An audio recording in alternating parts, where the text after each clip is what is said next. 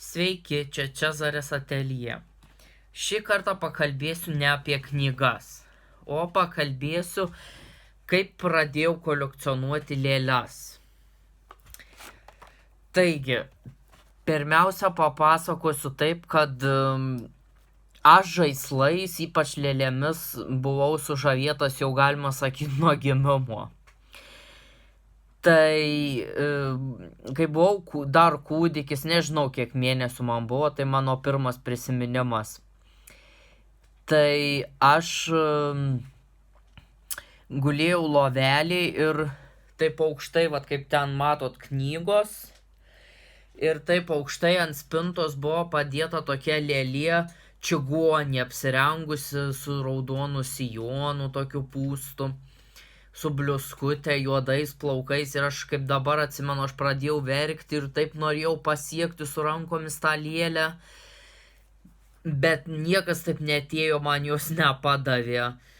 Tai galbūt nuo to ir prasidėjo mano toks lėlių mylėjimas ir kolekcija. Rimtai kolekcionuoti pradėjau gal tik tai 2006-2007 metais kažkur. Iki tol, kaip vaikas, žaidžiau tai būtent su tarybinėmis lėlėmis, apie kurias pakalbėsiu vėliau. O, originalių barbių neturėjau, deja. Ta galėdavau jas matyti tik žurnaluose. Gal kas nors dar atsimena, Barbės žurnalai būdavo. Tai labai norėjau tų originalių Barbių, bet niekas man taip jų nenupirko, tiesiog mano šeima neturėjo pinigėlių tada. Bet turėjau daug tų padielkų, taip vadinamų, tokių žargonų. Netikrų Barbių, bet tiesiog tų pigių kinietiškų versijų. Kai kurios buvo geresnės kokybės, neblogos, kitos buvo visai ten po 1 litą tokios. Tai žaisdavau su tokiomis, turėjau jų nemažai. O kažkur apie 2006-2007 metus, tai močiutė man pradėjo leisti į mėnesį nusipirkti kelias Bratz lėles. Taip ir prasidėjo, galima sakyti, mano kolekcionavimas. Tai turiu tų Bratz gal 20, gal neskaičiavau iš tikrųjų Bratz lėlių, kiek turiu, bet šiek tiek turiu, bet palyginus su kitom lėlių kolekcijom, tai visiškai maža kolekcija. Monster High susidomėjau ir pirmą lėlę nusipirkau 2013 metais. Tai buvo Drakulaura 13 norų. Ir prasidėjo mano lėlių baisiausias pirkimas nuo tų 2013 metų. Tai būtent pirkau labai daug tų Monster High, aš jų turiu netoli 500. Vos ne visas, beveik gal ir nedaug trūktų, kad būtų visos supirktos, kiek tik tai buvo išleista. Aišku, dabar tų naujų, kai iš naujo perleido, jau nebeperku, tiesiog jau kainos žiaurios. 2013 tai buvo normalios kainos lėlių. Ir 2014 Ever After High. Gavau dovanų Apple White lėlę nuo savo draugės iš Vokietijos ir prasidėjo. Tai Ever After High lėlių turiu, tuoj pažiūrėsiu, turiu čia sąrašą. Ever After High lėlių turiu kažkur... čia nesurašyta. Apie 80, kažkur netoli 100, galima sakyti. Taipogi vos ne visos surinktos. Su Barbėm, kaip jau sakiau, labai norėjau tų originalių Barbių, būdamas vaikas. Bet 2014 metais nusipirkau pirmąją savo originalią Mattel kompanijos Barbę. Tai buvo paprasta, 5 eurai berods kainavo, dar būdavo tokių lėlių pigių.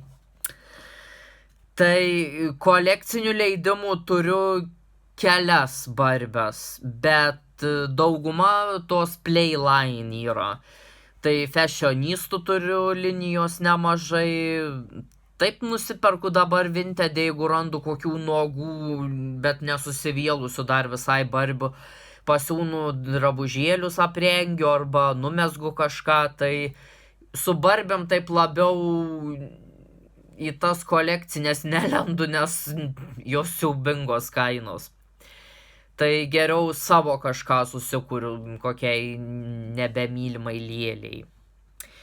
Na, tarybinės dabar lėlės, kaip sakiau, papasakosiu daugiau apie jas.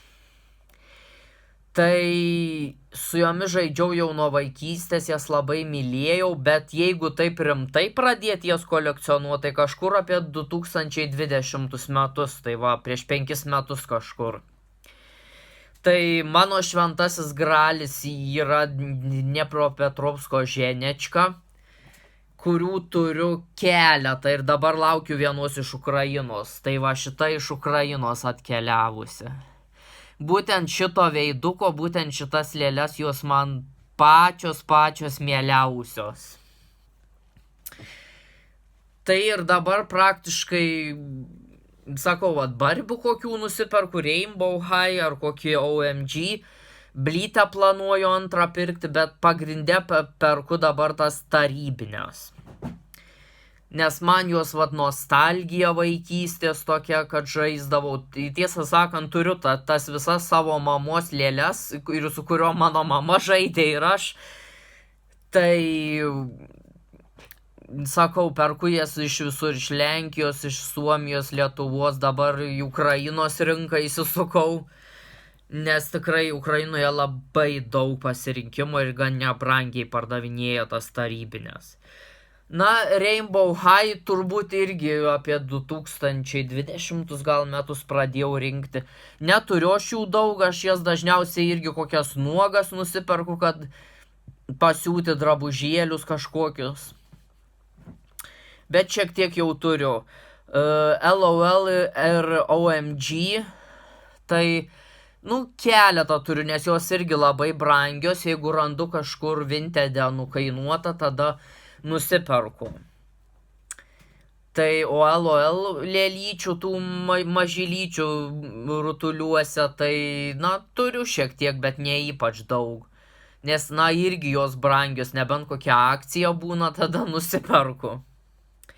Na ir Blytę lėlę turiu tik vieną.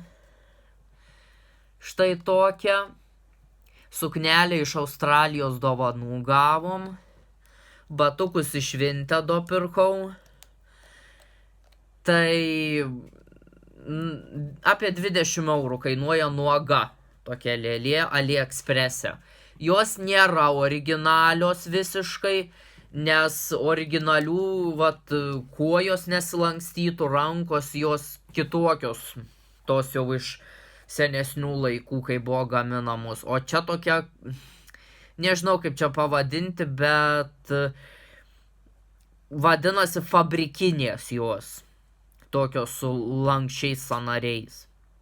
Bet man šitos su lankščiais sąnariais daug mielesnės negu ten tos originalios, kur jau japoniškos. Tai šitą vieną turiu ir nežinau, gal dar ateityje bus daugiau, nes žiūrėjau ir rožiniais plaukais, ir violetiniais, juodais labai norėčiau. Ir jų akytės keičiasi, čia yra toksai mechanizmas, Tik maniškiai kažkodėl tos akytės sugedusios yra, nepasikeičia tai, bet tokios Blytė lėlės. Ar Blaiz, kaip vadinasi, dabar nežinau tiksliai kaip ištarti. Tai kokių daugiau lėlių turiu, turbūt visas išvardinau. Nes tarybinių tai pas mane jau netoli 300 turbūt. Kurias labiausiai būtent myliu, tai visokiausių turiu. Kūdikiai patinka, tie minkšti tokie, kur galūnės tik plastikinės. Bet su kūdikiais man problemų daug būna, nes aš nemėgstu lėlių be plaukų.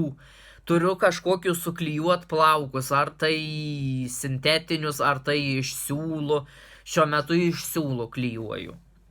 Na ir kaip visi kolekcionieriai lėlių, greičiausia daug kas taip pat siuva, mezga, neria, kuria drabužius lėlėms, nes kiek esu pastebėjęs, tai daug kolekcionierių užsiima tokiais rankdarbiais.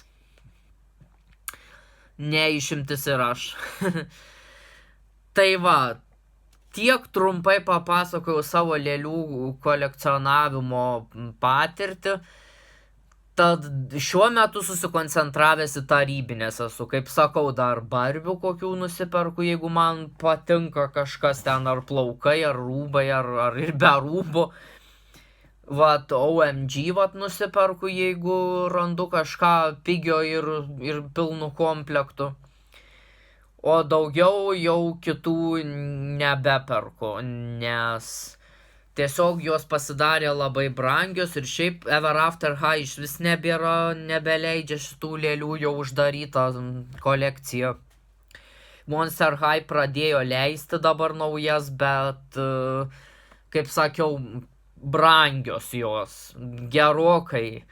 Kai aš pirkdavau lėlės iš tarpininkų visokių perpardavinėtojų, tai tenai už vieną lėlę ir 10 eurų sumokėdavau ir doleriais, jeigu dėžėjau visoje originalioj, tai ir 20 dolerių sumokėdavau dar tais laikais.